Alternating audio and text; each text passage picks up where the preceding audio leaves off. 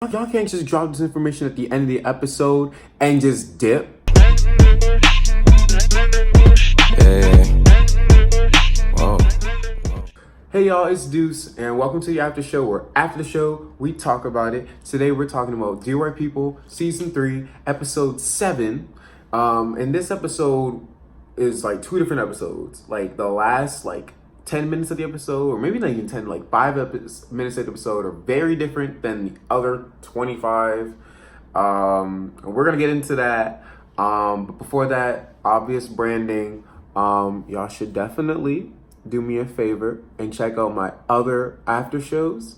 Y'all should definitely check out my poetry, and y'all should check out the outlet where I put you on to black content, because y'all know I'm the plug. All right, cringy intro aside, let's get right into the tea. So we start the episode with Lionel, and Lionel is just gagging because a lot of people are guessing who Chester is because it's sweeping the campus. Everyone is reading this novel, I guess. And so a lot of people are reading, they're trying to guess what it is. But while Lionel's in the cafe, his friends, his gay friend, that's his one, the gay squad, come in.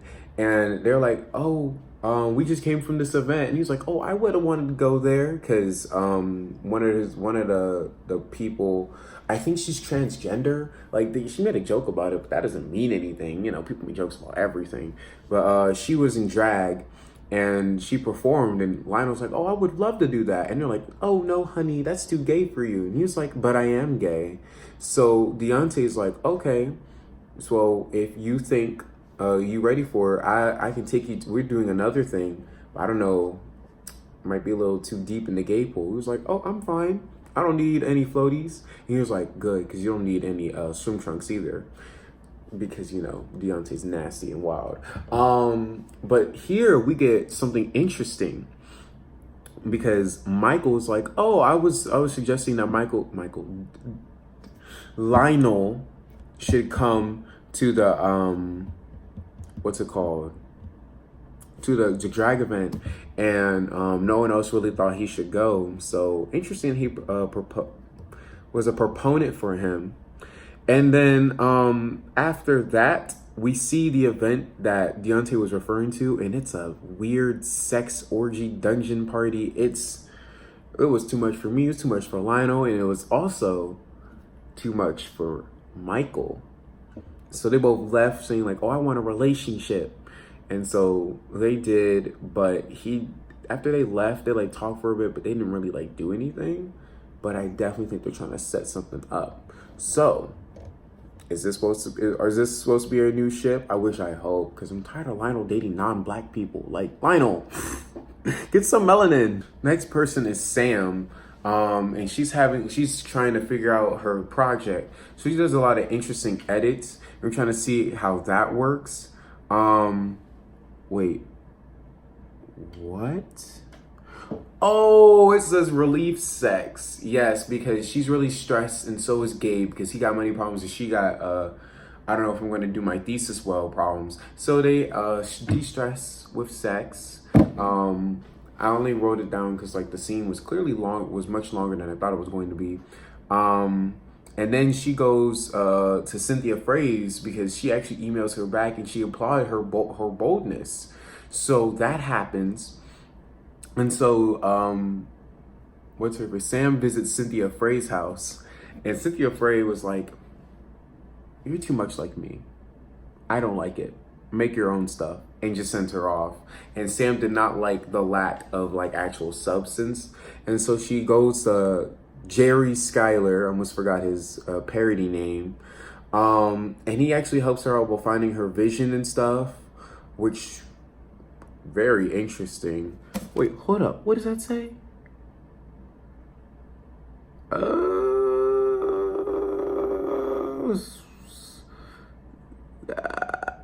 Okay, I don't know what that says. It says about the blackface party, because that's part of her film. And I was like, I forgot that she did a blackface. There was a whole blackface party in season 1. I forgot all about that. Snap. What does that say? She realized the pyramid meaning. She figured that out, which was really cool. And she also realized that Lionel is Chester. So Sam was very productive this episode. Okay, she was very productive. I have to stand. Next person of interest is Joelle, and it's really short. Basically, she's having problems with Reggie because, of course, she is. Less about her, more about Reggie being trash. And so she's saying, it's just the timing is off for me to actually like say any complaints. We're in a puppy dog phase. I don't want to ruin it. Okay, so be unhappy then.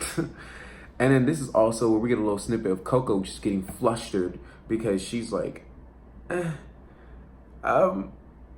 why won't I be accepted? Like, no matter how much I try, I'm not good enough for the white masses. And I'm like, yeah, we know. That's like, I thought you've been learned that. You will not ever be good enough for the white masses. So stop caping for them. But, oh well. I mean, she's gonna learn one day. I turned on the lights to see if it would make a difference in the lighting.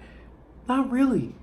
But anyway, the final person of interest is Brooke because she's trying to find her purpose. She's getting incredibly tired with the independent and she wants to find something. She wants to find something new she's supposed to do for her life. She likes journalism, but just not with the independent, especially since Lionel isn't doing anything. So, in the process, she lies to Kelsey. She says, I don't know what she says, but she lied about her location. I remember that. And Kelsey's saw her. She's like, I see that you're obviously working the barista right now. You liar. And then she was like, I knew it. You weren't interested. You just wanted to have a little fun. You weren't real. And Kelsey really mad that she lied to her.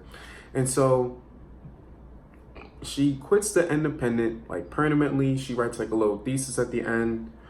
And while she does that, she hears allegations of Mr. Moses. Yes, Moses. That Muffy alleged that he sexually assaulted her. I think it was assault. I don't think it was, I think it was, I don't know if it was harassment or assault, but basically nothing good, you know? And so she gets an idea because if she wants people to take her seriously as her own independent news thing, well, if she gets the scoop on the first person to get the scoop, then yeah, she'll know. So Miss Brooke has an idea, but is it worth, talking about it right now? Muffy told Coco, not you. But we'll get into that later. Anyway, that's it for the episode. There was a lot of stuff that went on, a lot of tea. So if y'all have a lot to say, put it all down in the comments below. But yeah, thank y'all so much for watching, and I will see y'all whenever. I make while you stay